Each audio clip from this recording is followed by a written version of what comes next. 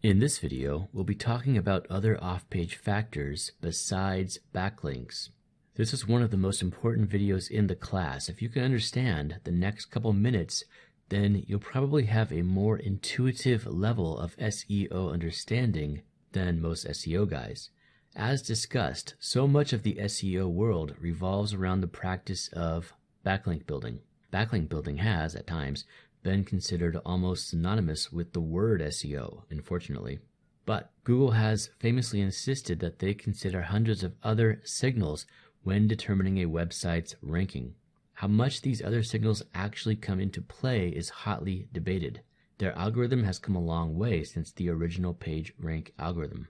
But the mere number and quality of backlinks pointing at your website will probably have a huge impact on your search engine ranking for a while. People have been predicting the end of PageRank for years, but as of right now, it still appears to be a major component in determining site ranking. But let's take some time to discuss some other factors besides backlinks that may affect your Google ranking.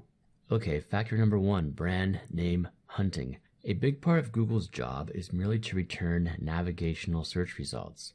You'll notice in this slide of the Google Keyword Planner that the word Facebook, or variations and misspellings of the word Facebook, are typed into Google around 4 billion times each month. Note that there are 7 billion people on the planet. Now, many of these queries are typed by the same people, of course. Some people visit Facebook 50 times per day, but still, that is a staggering number. So here's the thing to realize. When people use their web browsers these days, they almost never type the .com anymore in their browser's address bar. I can remember when that was the only way to get to a website. You had to type the URL exactly correct, and if you didn't, you'd get an error message. You'd have to type it again. But these days, people don't do that. Instead, they type the brand name directly into the address bar or directly into the Google search box, and then they press enter. And modern web browsers interpret this not as a domain name, but as a search query, and the browser sends this query to your default search engine, usually Google. So Google receives the query Facebook and renders a search engine results page that usually does a pretty good job of guessing which web destination you actually want to go to. So if you think about it, this is actually a little odd that most of us actually get to websites via Google, mostly because we're too lazy to type the last 4 characters, .com. And remember, this happens about 4 billion times per month just for the website Facebook. But you get a similar phenomenon for all websites. In this slide here, you can see that 1.3 billion people a month type in YouTube and press enter, 923 million people a month type in Google and press enter, 414 million people a month type in Gmail and press enter, and 277 million people a month type in Yahoo and press enter. So here's the question to ask yourself. If you were Google, how would you use this data?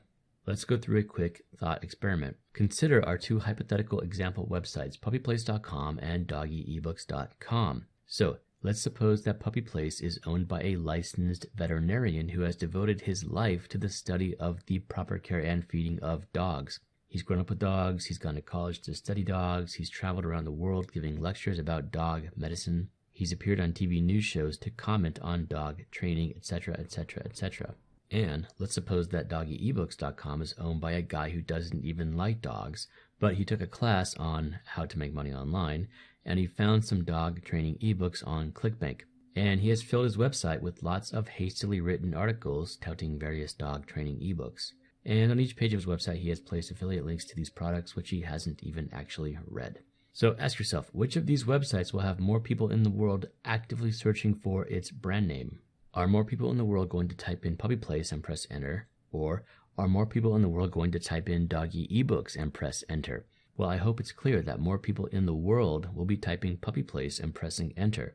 Why? Because the owner of puppyplace.com has a real business model, and he's devoted his life to the subject of dog training, and he has connected with real customers in his niche. So real people in the world will actively be seeking him out.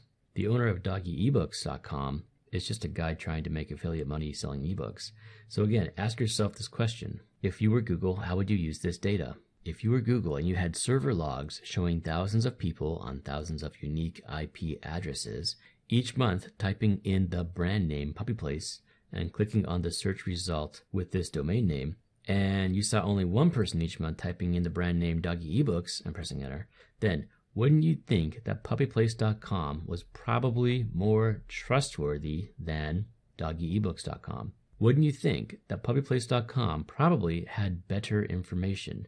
Wouldn't you be more inclined to rank puppyplace.com above this obviously unpopular website, doggyebooks.com, which has only one person in the world actively searching for it, probably the guy who owns it?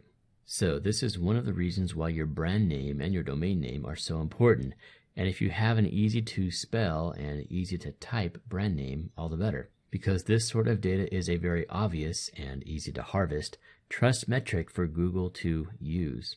Now, factor number 2, return visitors. Now recall, in our previous example, Google can see the IP addresses of these unique users. They can guess approximately how many unique users are visiting a website each month via a brand name search on Google. So ask yourself this question. If you were Google, how would you use this data? Google can see how many people are visiting a given website each month. So do they also track how many of these visitors are returning to this website again and again and again? Think about it. How many times in your life have you done this? You go to Google and type in YouTube and click on the first link they show you. Or you've gone to Google and typed in the word Facebook and clicked on the first link in Google. You could have just typed Facebook and then added the .com in the browser's URL bar, but most people just don't do that anymore. We've all gotten very used to using Google as merely a web application portal, a portal to get to these other web properties. So if you were Google, how would you use this information? Let's consider our example websites again. In our slide here, we're showing a highly simplified and stylized log file of 4 users accessing a website via Google for 1 week, Sunday through Saturday. So look on the left. On Sunday, 4 visitors Googled up this website, and then they returned to the website again and again, multiple times throughout the week.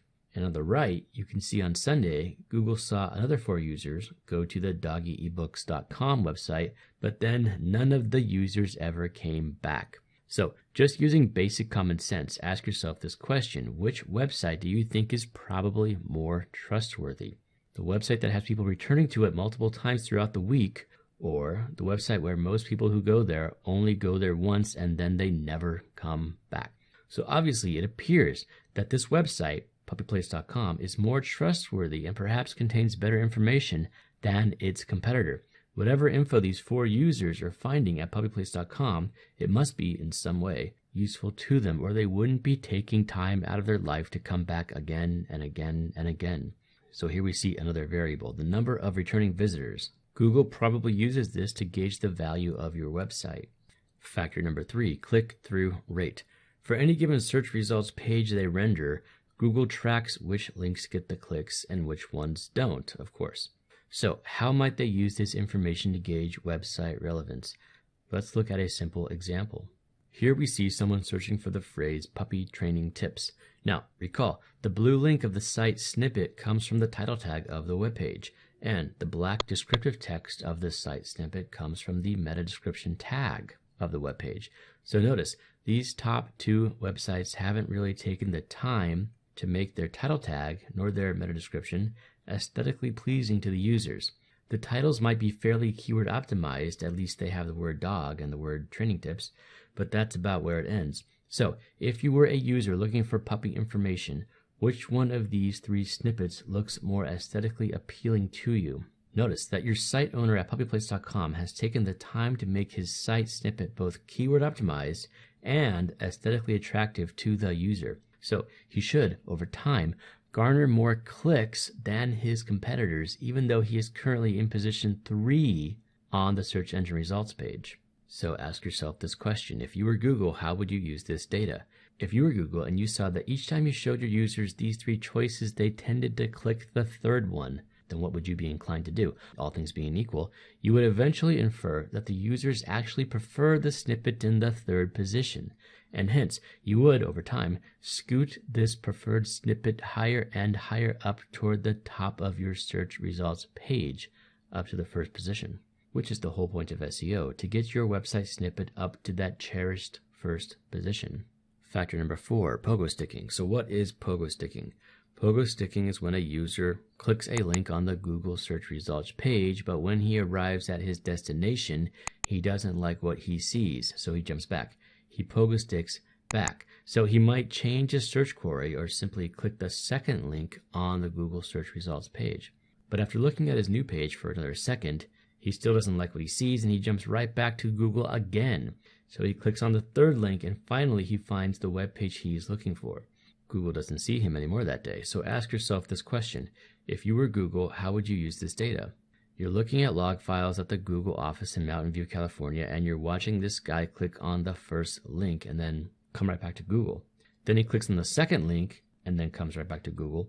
And then he clicks on the third link and he doesn't come back to Google for days. What can we conclude from this data? What can we conclude if other users who type in this keyword display the same behavior?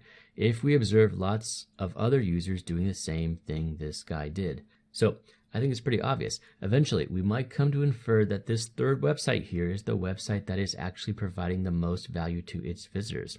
Why? Because once they click on it, they don't come back to Google. So wouldn't it make sense for Google to move this third website up higher on the page above these other competing websites? This phenomenon was actually nicely described in Stephen Levy's book, In the Plex. This is a highly entertaining book, much better than the other Google books out there. I've read several of them, and this one is by far my favorite. And the book contains this stanza here about a discussion with Google engineer Amit Patel. It reads, quote, Google could see how satisfied users were. Happy users did long clicks.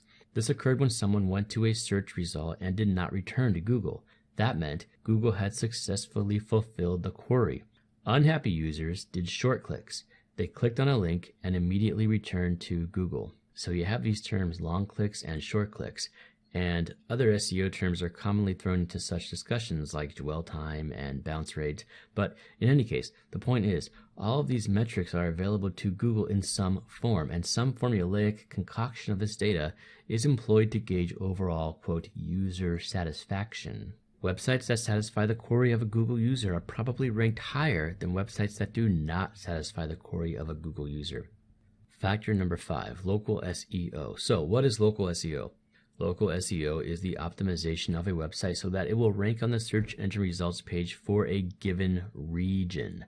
So let's look at an example. This is the search engine results page that Google rendered when I searched for the keyword dentist from 2 different cities in California, Los Angeles and Dana Point. They're about 50 miles apart. So particularly when you search for service type keywords like this, then the amount of variance in the results becomes apparent. You're basically looking at 2 different sets of data, even though they're rendered for the same query, dentist. Now, of course, what's happening here is Google is looking at the IP address of my computer and they're making a guess about my current approximate location. So this is a neat trick. If you ever want to see where Google thinks you're currently sitting, then just type in a service keyword like dermatologist or haircut or eye doctor. And in the map on the right, you can see the pins of these businesses. The map orientation changes a bit based on the business location, but Google thinks you're currently using your computer somewhere around the approximate middle of the map right here. So let's go back to our example results. I've removed the ads so we're not focusing on the paid links. The first thing you'll want to notice is the prevalence of the local search results, this area here with all of the business addresses. This area was sometimes referred to as the Google Places results or Places for Business or Google Plus Local, but generally we can just refer to it as the local search results. And these listings, of course, refer to actual brick and mortar businesses that operate near the searcher. So given the position of these links on the page, often on top of everything else, we can immediately see how important they are, how important ranking high up on this local area is if you owned a local business. These top listings, particularly the listings with the starred reviews, just look a lot more attractive than most of the other entries on this page. Now, the next thing you'll want to notice is how we can see a couple local dentist websites ranking in the typical results as well. Notice on the left here, in the Los Angeles results, we can see 1-800-DENTIST and the Wikipedia page and the Yelp page. Those are, of course, the heavy hitters in this game, but also notice that we see this link for Dr. Shervin-Louis. It's the website of a local Los Angeles dentist, and on the right in our Dana Point results, we see another local doctor here at danapointdental.com. So the point of all this is to recognize that sometimes the mere operating location of the business that owns a website can take precedence over the mere number of backlinks for the website. So again, this is just another example of a factor in search engine ranking that is partially independent of links. Factor number 6, post length. This one is pretty obvious. There are many SEO articles on the net exclaiming the virtues of post length, of having very wordy web pages. Web pages with thousands of words tend to get more traffic than websites with just a couple hundred words. There are probably several reasons for this. First off, as Google engineer John Wiley has told the press, 15% of queries to Google are novel expressions. They're expressions that have never been typed into Google before. I've seen various other estimates of this value through the years, ranging all the way up from 10% to 40%. But in any case, this just shows you how versatile human language is. This interview was done in 2013 and Google was founded in 1998, so even after a decade and a half of data collecting, 15% of searches are still novel. So what this means is if you have a long article on any given topic, then the keywords by which a searcher will find your article will vary dramatically. And a long article will surely contain more keyword-rich verbiage than a short article. So basically, long articles cast a bigger net with which to lure searchers. So we just listed 6 off-page ranking factors that have absolutely nothing to do with backlinks. These 6 items are fairly non-controversial. Brand name hunting, return visitors, click-through rate, pogo sticking, regional SEO, and post length. We know that these factors likely affect your ranking to some extent, but there is no shortage in the SEO community of theories about the effectiveness of other ranking signals. One big one that is constantly debated is how Google uses social signals. It's quite common these days to see this requisite array of social buttons on every website you visit. Like on this site here, we've got Twitter's tweet button, Facebook's like button, Google +1 button, LinkedIn share button. Then in the sidebar, there's another Google +1 button, Facebook like button, Twitter follow button, and 3 links to his page on the social web property itself. The way in which these buttons do or do not affect website ranking is in dispute. So-called social search was all the rage a few years ago, especially when Google Plus came out. And for a while, Google was featuring social features in their search results, but that was short-lived. They're not there anymore. Another ranking signal that got a lot of play was author rank or agent rank. Author rank has been discussed for years. It's basically the notion that the credibility of the creator of the web page might affect the rank of the web page. Google CEO Eric Schmidt churned up even more rumors about this signal when he published his exceedingly boring book called The New Digital Age, which featured this now famous sentence: within search results, information tied to verified online profiles will be ranked higher than content without such verification. The true cost of remaining anonymous, then, might be irrelevant. So this quote from the CEO of Google caused a lot of ruckus when the book first came out. And when Google Plus started allowing you to associate web pages with authors, and Google started placing author pictures in search results, then it seemed like author rank was finally coming. But now a couple years have gone by, and many of these supposed upcoming ranking innovations seem to have been placed on the back burner again. Author photos aren't displayed in search results anymore. So both of these more esoteric signals didn't seem to pan out in the long run. But who knows, they might pop back up tomorrow in some other form. You can't predict how Google is going to interpret a future signal. Nobody knows how their algorithm will function in the future, not even Google. Google changes every day. You can hear in this hangout Google engineer John Mueller saying, quote, "We make thousands of updates in our algorithms every year." Thousands. So whatever the number is, they've got people working on this 24 hours a day in various parts of the world. And remember, Google is a private corporation. They don't have to tell us anything about how their search engine works, nor what changes they'll be implementing next month. So the transient and volatile nature of this game is definitely something to keep in mind when you're vetting any given SEO trick to be used for your web business.